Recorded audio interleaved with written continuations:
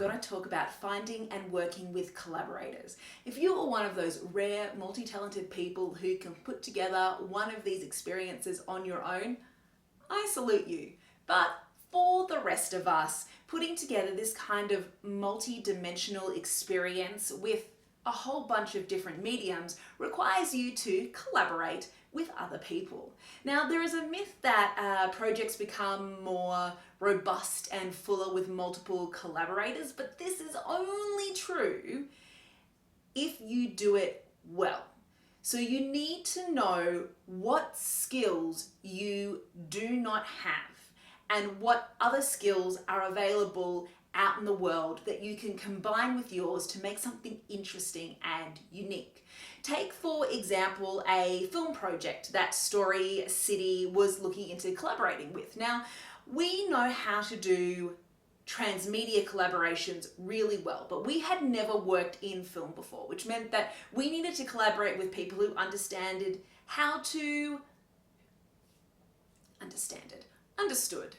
We needed to collaborate with people who understood how to properly budget for film and pull this together with this different type of venture that we had never dealt with before. So if we wanted to use 360 video in addition to trying to do a film version, we actually took that a step further, then we would have needed even more specialist knowledge that we didn't have, and we would have had to have brought on more collaborators. So for collaboration to work well, everyone has to feel satisfied in the project, and that means that everyone must bring something to the table. So if each person has a specific role to play and a skill set that you don't, then you're able to create trust in each other and avoid the group work mentality of, like nobody else is pulling their weight, right? So you need to make sure that you're very selective, like how different are the skill sets that these people have and what is the specific role that each person has in that collaboration. It all needs to be decided up front for everybody to get on board the same train. So in searching for different skill sets, the additional benefit of having those different skill sets is that a lot of creative work comes down to problem solving. And if you are not in a particular industry, then chances are you will be able to think more clearly and successfully problem solve due to your lack of preconceived ideas about what can and can't be done. Right? So having those different perspectives are a lifeblood for these types of collaboration projects. You also need to find team members who want to be team members. Prima donnas are not helpful in these situations. What I like to do, and this may sound very naive, but it has worked for me so far, is that I will do projects with people that I feel comfortable in hugging, because I know that they must be all right in my book if I feel close enough to be able to hug them comfortably. So you're wanting to make sure that those team members all work well together, bounce ideas off each other, provide gentle feedback and critique that can then be taken on board and used to make the project better. The more collaborative that you can make things, the more invested people are going to be in the project. Now remember, even though you might feel comfortable with your team members, you're different people with different needs. So even though you're different people with different needs, you're going to work differently at different paces at different times of the day, you need to make sure that your project goals are the same. We are aiming it at this market, these locations, this type of story. We want to get it out this fast. We're going to sell it for this much. This is how much everybody's getting. You need to understand what are the definitive project goals, and do each of you get similar things out of the project by the end, or different things, and how can your teammates help support you, either if it's in learning, building professional development, getting a whole bunch of experience, or whether it's just building something awesome and experimental. All of these kind of things need to be discussed up front. What is each person getting from the project? What are the project goals that are going to make each person feel complete by the end of the project? Now remember, each different person in your collaboration might bring a different idea to the table. It's not time for you to become a dictator. This is the perfect time for you guys to then throw those ideas into the ring, bounce them back and forth off each other, and it tends to be sometimes the third or fourth or fifth idea that comes out that ends up being the most interesting after the discussions. Finally, there are no rules for collaboration, but there are some key guidelines that we would suggest. Communication is paramount. You must set up regular meetings at the start of the collaboration. I am talking putting dates into the calendar and sticking to them. So even if you get nothing done in the 2 weeks between when you guys Skype or have your messenger conversations, at least touching base allows you to see what others have done to move the project forward and get motivated. If you can't do something that you thought you could do, let people know. Let them know how you are going to rectify the situation. How long is that going to be? Are you bringing other people in? Do you just need a little bit more time? What is the new set of deadlines? Like, those are all the sorts of things that regular communication will help you keep on top of. Next is keeping professional. So with Story City, we always set out the deadlines and the payment in advance. And regardless of who we work with, we will always have an agreement or a contract about what is expected from each person in the group, their milestones and deliverables, and what happens if they don't deliver. So generally a basic contract is recommended. We will be building this into the features of Story City as we build our collaborator tools for creatives.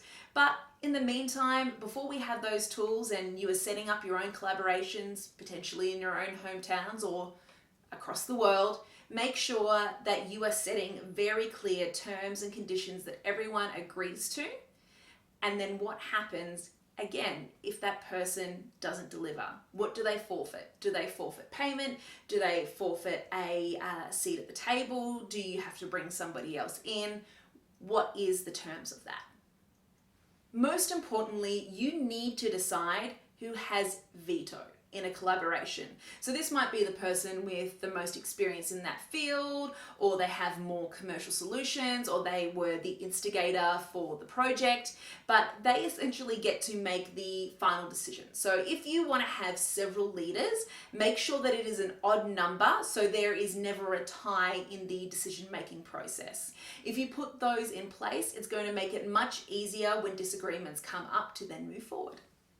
As we said, it's really important at the start to schedule catch-ups for all of the team members. It keeps the project in perspective, and it also allows you to keep motivation on track. So if you have gaps in the meetings that are too far apart, you don't truly get the benefit of the other skill sets and feedback and expertise and perspective of your collaborators. And it's not really a true collaboration, which is fine. I'm sure we'll get projects in Story City where essentially you are the main person and you would just like to hire contractors in to help you build out your experience. But if you're wanting to pull together a true group collaboration, you definitely need to make sure that those meetings are regular and not too far apart. And maybe do them more than 2 or 3 times. A great way to handle collaboration smoothly is to break down the collaboration into smaller parts that feel achievable and allow people to have input continuously. So get people's ideas at the outlining stage, character development and genre guide, fleshing out the story, storyboarding, all of those kind of things. If you break them into littler tasks, then you're able to get a better handle on the project as a whole and get that kind of very valuable input. Which brings me to my next point, which is get over the need to have finished versions before showing your ideas. That first idea or that first version, it won't be perfect, and it may not even be perfect on the second or third time. A lot of our writers will regularly go through 2, 3, or 4 rewrites and restructures before they get to the final version of their story. And similarly, we'll give feedback to the musicians and the narrators, that multiple continuous feedback, so that they know that they're heading in the right direction. They don't go too far down the path in the wrong direction and have to redo a whole bunch of things as well. So making sure that you are showing people early versions to get feedback is one of the best ways to make sure that you don't actually waste time. And finally, you need to make agreements on what happens if someone has to or wants to walk away from a project. So who gets to play with the idea after you split up? Do they have to give back money if they haven't finished the project? All of those kind of things need to be agreed on in advance so that when people leave, it doesn't have to take in any anger or resentment, because it has already been pre-organized so that someone knows that if they leave, this is what's going to happen. Finally, let's dive a little bit into some collaboration how-to. So like Tournament of the Minds, if you're from Australia, or theatre improv, rather than saying no to feedback, to ideas, to discussions, build on top of the contribution that others make. It will make you not only a more cohesive team, but it will also send you in some really interesting and different and unique directions. The other thing to remember when collaborating is never personally attack a creator. You're only critiquing the work. So always offer ways to improve the problems that you find. Don't just like throw a spanner in the works and run, right? So actively listen rather than interrupting when people are explaining or talking through ideas. If you're not understanding something, communicate that and then ask clarifying questions, but don't dismiss things out of hand. Make sure that you're understanding things first and you're not interrupting people as they're trying to fully explain out their thoughts, and to continuously make sure that you're checking in and you're completely understanding your assumptions that you are making. It's kind of a little bit like group therapy or dealing with relationships. Make sure if you're altering scripts or blocking scenes that you have a really good version control system so that you don't build on something that turns out to be an older version of what you were supposed to be working on. So in the scripts that we do, we would mark like a version 1, the next person uses it a version 2, the next person uses it a version 3, until we get to the end where we mark it with a big capital final in it. Everything from music files to text files to images, to make sure that we have that version control and we have the older versions if something happens to the newer versions. So I hope you found this video on collaboration useful and that you can use it to smooth out all of your future collaborations. In the next video, we are going to delve a little bit more into scaling more complex projects, like ones that involve things like music videos or documentary or film, where they can tend to run a little bit more expensive than the audio-based versions of interactive stories.